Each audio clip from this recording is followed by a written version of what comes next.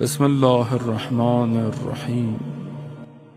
کیونکہ پتہ نہیں پھر انسان کی زندگی رہے نہ رہے، انسان کو تو اپنا نہیں پتا کہ وہ کب تک زندہ ہے، مرے گا ہاتھ خالی ہیں، شاید یہی چند آنسو ہوں جو نجات کا باعث بن جائے۔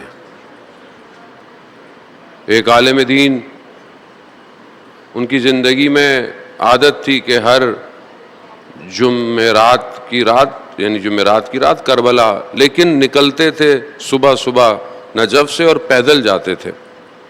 لوگوں نے کہا کہ سواری ہے، سوار بیٹھ جایا کریں۔ کہا اگر میں نے کچھ دیکھا نہ ہوتا تو میں ضرور سوار ہوتا۔ کہا کیا دیکھا؟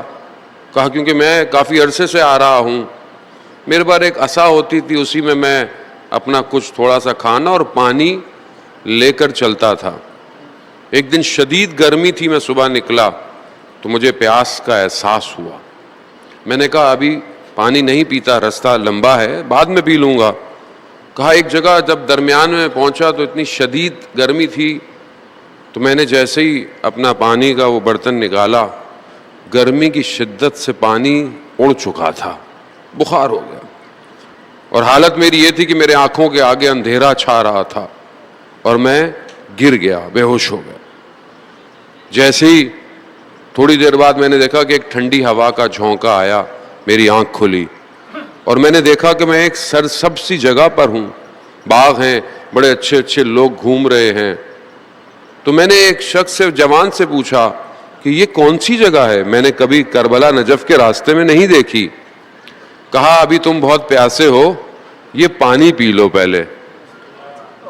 کہا جیسے ہی میں نے پانی پیا، میں نے ویسا پانی کبھی پیا نہیں تھا۔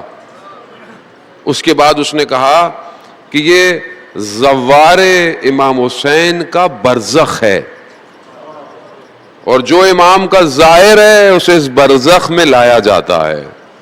کہا اگر یہ میں نے دیکھا نہ ہوتا تو میں بھی سواریوں پر جاتا۔ عزیزان محترم، ہم اس ہدف جو نہائی ہدف ہے، احادیث بیان ہوتی ہے کہ الاخلاص و غایت الدین، اخلاص جو ہے وہ دین کی وہ جگہ ہے کہ جہاں آخری مقام ہے۔ اگر اخلاص ہے تو آپ دین کے اس مقام پہ پہنچ جاتے ہیں۔ خوب انسان کیسے اپنے آپ کو اس قابل کرے کہ اس کا ہر کام خالص ہو؟ کیوں اخلاص چاہیے؟ کیوں خلوص چاہیے؟ چند دن بہرحال خدا نے ہمیں توفیق دی کہ ہم اپنے آپ کو پاک کریں تاکہ ہمارا امام ہم سے راضی ہو سکے۔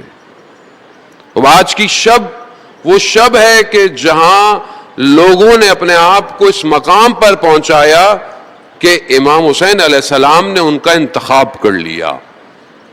کئی لوگ تھے، آج کی رات بھی کچھ ایسے لوگ تھے جو اس نیت سے الگ سے اپنے لشکر سے آئے کہ ہم امام حسین علیہ السلام کو قتل کر دیں، مگر انہوں نے جب بچوں کی گریوں کی آواز سنی تو انہوں نے ایک دوسرے سے کہا یہ ہم کیا کرنے جا رہے ہیں؟ ہم قیامت میں خدا کو کیا دکھائیں گے؟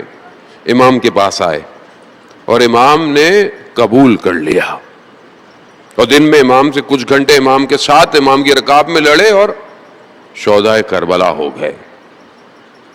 یہ قرب کہ اللہ کے نزدیک ہوں، یہ ساری محنت اس لیے، یہ ساری چیزیں اس لیے عزیزان محترم۔ جب تک انسان 2 رکعت نماز کیوں پڑھتا ہوں؟ قربتاً اللہ، کیوں؟ اللہ کے قریب ہو جاؤں۔ خود میں کیسے قریب ہوں جبکہ میں باوجود اس کے کہ میں زندگیوں میں مشکلات میں ہوں، آلودہ ہوں، گناہ کے اندر ہوں، میں کیسے قرب حاصل کروں؟ یعنی اللہ کے نزدیک قرب یعنی ایک لذت ہے۔ کیسے عرفا 3 گھنٹے تہجد کی نمازیں پڑھ رہے ہیں، کیسے کوئی سجدوں میں ہے، کیسے کوئی قرآن پڑھتا ہے تو وہ لذت اسے محسوس ہوتی ہے، زمین اور آسمان اس کے آگے کھل جاتا ہے۔ میں یہ قربت کو کیسے حاصل کروں؟ وہ قربت کا مزہ کیا ہے؟ وہ لذت، وہ ذائقہ کیا ہے؟ عزیزان محترم، کوئی اور مکتب، کوئی اور جگہ نہیں ہے۔ 3 سال کی بچی روز عاشورہ اپنے بابا کے بدن پہ نہیں پہنچ پائی۔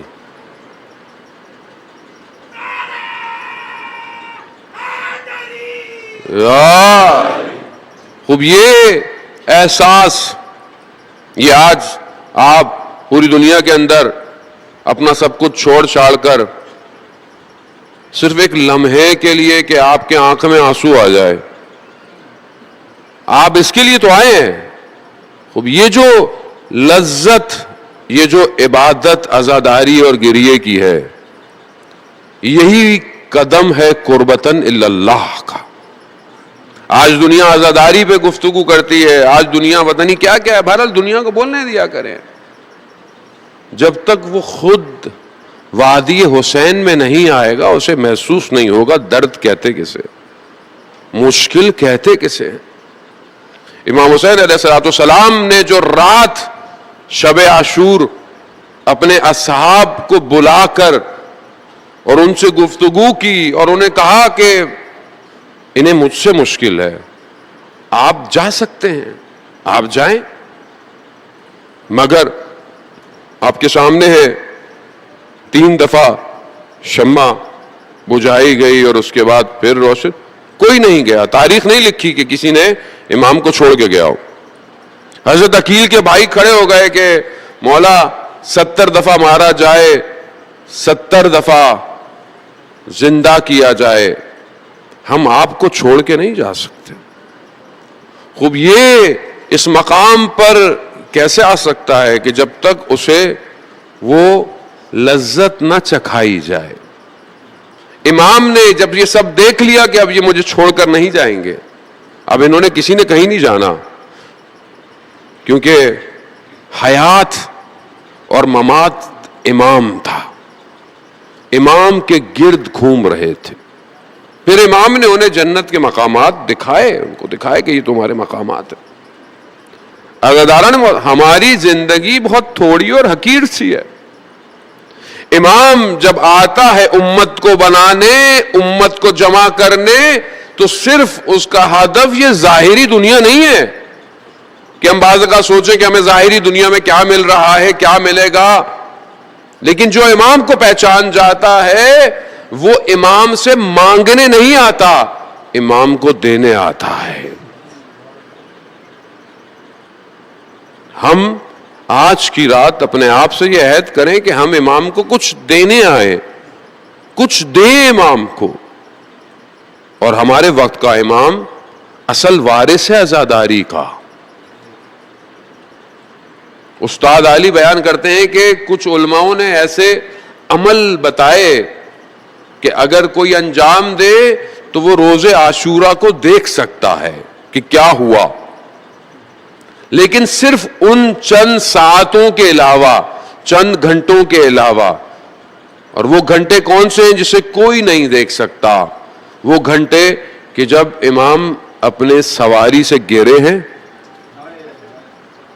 اور اس کے بعد کس طرح امام کے ساتھ ہوا، کوئی نہیں دیکھ سکتا سوائے امام زمانہ کے۔ آپ زیارت نائیہ کل آپ کو موقع ملے، جب بھی ملے اس کا ترجمہ پڑھیے گا۔ وقت کا امام ایسے گفتگو کر رہا ہے، فرما رہے ہیں کہ جیسے خود کربلا کو دیکھ رہے ہیں۔ عزادار ہے بہت۔ امام آئے اس لیے تھے کہ امت کو لے کر جائیں اس مقام تک کہ جہاں کے لیے پروردگار نے اسے خلق کیا ہے۔ اور اگر آج امت امام حسین کو پہچانتی ہے، جانتی ہے اور اس طرف نہیں بڑھ رہی، تو کیا امام کے پیغام میں کوئی مشکل ہے؟ نہیں، مشکل میرے اپنے وجود میں ہے۔ یہ مجلس یہ عزاداری ہے اس لیے کہ یہ مجھے پاک کرے۔ 8ویں امام، امام رضا علیہ السلام، اللہم صلی علی محمد، امام خود فرماتے ہیں کہ گیریا جو ابن شبیب کے بیٹے کو جو امام نے ایک بہت طولانی جو ہے وہ بیان فرمایا ہے، کہا کہ یہ جو گیریا ہے، یہ جو رونا ہے، یہ طاہر کرتا ہے، طہارت دیتا ہے، اور وہ جس کی آج آنکھ گریا کنا ہوگی، قیامت والے دن اس کی آنکھ گریا کنا نہیں ہوگی۔ اور امام حسین علیہ السلام کو رونے کے لیے آج کی شب عزاداران موت، میں نے پہلے بھی عرض کیا، آج بھی عرض کیا، انسان اپنے کو کتنا روتا ہے، 1 سال 2 سال 5 سال. یہ بزرگ ہمارے سامنے بیٹھے ہوئے ہیں، بال سفید، داڑھی سفید ہو گئی، بچپن سے رو رہے ہیں مگر آنسو ختم نہیں ہو رہے. آج بھی کربلا لے جائیں یہ غش کھا کے گر جائیں گے امام حسین کے لیے. یہ کیا چیز ہے جو وجود سے پھوٹ رہی ہے، رکتی نہیں ہے؟ یہ امام حسین علیہ السلام کا غم ہے. امام حسین کس طرح روز عاشور مقاتل بیان کرتی ہیں کہ امام کئی مقام پر آ کر رکے ہیں.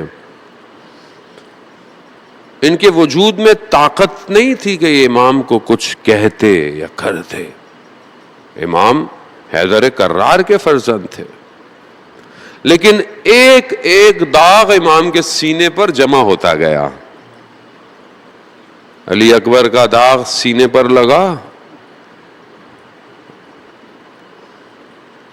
اونو محمد، قاسم اور حضرت عباس کے جانے نے امام حسین کی کمر توڑ دی.